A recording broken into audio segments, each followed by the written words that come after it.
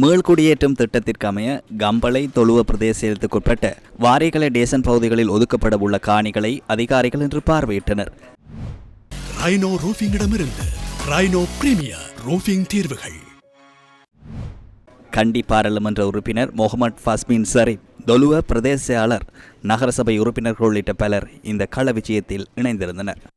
இன்று நாங்கள் டெல்டா பிரதேசம் டேசன் தோட்டத்துக்கு நாங்கள் சென்று தித்வா புயலால் பாதிக்கப்பட்ட மக்களுக்கு மீளவும் குடியமர்த்துவதற்கு வீடமைப்பு திட்டங்களுக்குரிய இடங்களை பார்வையிட்டோம். இன்று அரசு அதிகாரிகள் அது சம்பந்தமாக தேவையான அனைத்து அரசு அதிகாரிகளும் சமூகமளித்திருந்தார்கள். நாங்கள் டேசன் பிரதேசத்திலும் அது போன்று அதை அன்றிய பல பிரதேசங்களுக்கு சென்று மூனிய காணி பிரதேசங்களை நாங்கள் தெரிவு செய்துள்ளோம்.